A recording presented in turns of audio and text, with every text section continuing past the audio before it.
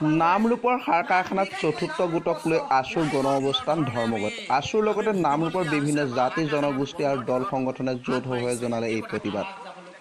Asia মহাদেশৰ ভিতৰতে একমাত্ৰ গেছ ভিত্তিক সাৰ কাৰখানা তথা উত্তৰ পূৰ্বাঞ্চলৰ লাভজনক উদ্যোগটোৱে আজিৰ মৃত্যুক্ষণ গণিছে।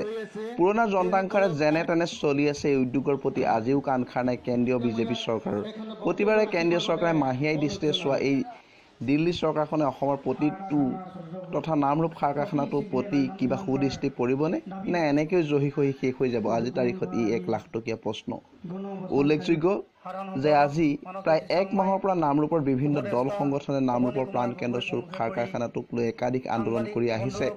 আজি তাৰে বহিঃপ্ৰকাশ ঘটিল নামৰূপ সাৰ কাৰখানাৰ প্ৰৱেশদ্বাৰত। শ নামৰূপৰ ৰাইজ ওলাই আহিল নামৰূপ সাৰ কাৰখানাটোক যিকোনো বিনিময়ত প্ৰাণ প্ৰতিষ্ঠা কৰাৰ স্বাৰ্থত, কাৰণ এই সাৰ কাৰখানাটোৱে একমাত্ৰ ভৰসাস্থল নামৰূপবাসীৰ ৰাইজৰ।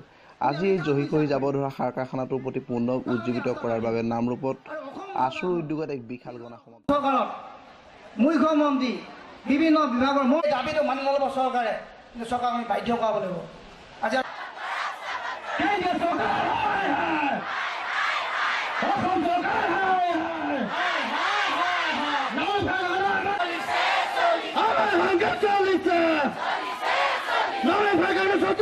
স্থাপন কৰক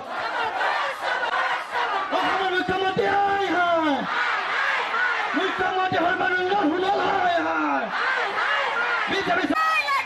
নামৰূপ সাৰ কাৰখানা চতুৰ্থ গোট স্থাপন কৰক, স্থাপন কৰক, নামৰূপ সাৰ কাৰখানা চতুৰ্থ গোট স্থাপন কৰক। নামৰূপ সাৰ কাৰখানাৰ চতুৰ্থ গোট স্থাপন কৰিম বুলি, প্ৰতিষ্ঠা কৰিম বুলি কেন্দ্ৰীয় চৰকাৰে প্ৰতিশ্ৰুতি দিছিল। বহু দিনৰ পৰা 2006 চনৰ 26 জুনতে নামৰূপতে এই ঘোষণা হৈছিল যে সাৰ কাৰখানাৰ চতুৰ্থ গোটটো প্ৰতিষ্ঠা কৰা হ'ব, আৰম্ভ কৰা হ'ব। 9টা বছৰ অতিক্ৰম কৰাৰ পাছত নিৰ্বাচন আহিল। নিৰ্বাচনৰ আগত নিৰ্বাচনী সভাসমূহত বৰ্তমানৰ প্ৰধানমন্ত্ৰীয়ে প্ৰতিশ্ৰুতি দিলে যে নামৰূপ সাৰ কাৰখানাৰ চতুৰ্থ গোট প্ৰতিষ্ঠা কৰাৰ ক্ষেত্ৰত বিশেষ উদ্যোগ ল'ব। চৰকাৰ হ'ল, প্ৰধানমন্ত্ৰী নৰেন্দ্ৰ মোদী হ'ল, 100দিনীয়া এজেণ্ডাত এইটো অন্তৰ্ভুক্ত হ'ল। 100দিনীয়া এজেণ্ডা সময়সীমা অতিক্ৰম কৰাৰ পাছত 2015 চনৰ শেষ ভাগত কেবিনেটতো সিদ্ধান্ত হ'ল যে 4,500 কোটি টকা এই নামৰূপ সাৰ কাৰখানা চতুৰ্থ গোটৰ নামত মোকলাই দিব আৰু চতুৰ্থ গোট আৰম্ভ কৰিব, কাম কাজ আৰম্ভ কৰিব। ইয়াৰ শ্বেয়াৰ কাৰ কেনেকৈ হ'ব সেই সম্পৰ্কতো ফাইনেল সিদ্ধান্ত হ'ল।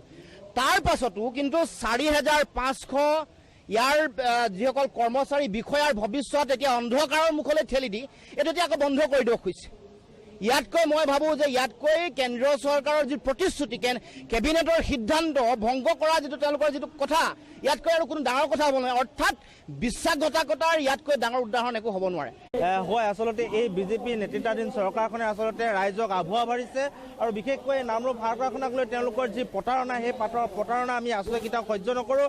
এটা কাৰণতে আমি সহ্য নকৰোঁ, যেতিয়া আমি আজি 3 মাহৰ পূৰ্বে কেন্দ্ৰীয় সাৰ মন্ত্ৰী অনন্ত কুমাৰক যেতিয়া আমি আছুৱে লগ কৰিছিলোঁ, তেতিয়া আচলতে তেখেতে প্ৰতিশ্ৰুতি প্ৰদান কৰিছিল যে এই উদ্যোগটো কেতিয়াও মৃতপ্ৰায় হ'বলৈ নিদিয়ে, ইয়াক জীয়াই তোলাৰ দায়িত্ব চৰকাৰ আছে বুলি তেখেতে আমাক স্পষ্টভাৱে কৈছিল আৰু আমি সেই বাৰ্তালৈ আহি ইয়াত আমি এই বাৰ্তা প্ৰেৰণ কৰিছিলোঁ। কিন্তু যোৱাকালি নামৰূপ সাৰ কাৰখানাৰ পৰা যোৱা প্ৰতিনিধিৰ আগত যি কথা তেখেতসকলে ক'লে, সেই কথাৰ পৰা আচলতে এটা কথা স্পষ্ট হ'ল যে চৰকাৰখনে আমাক প্ৰতাৰণা কৰিছে। এই সাৰ কাৰখানাক লৈ তেখেতসকলে আমাক প্ৰতাৰণা কৰিছে আৰু এই প্ৰতাৰণা আমি কেতিয়াও সহ্য নকৰোঁ।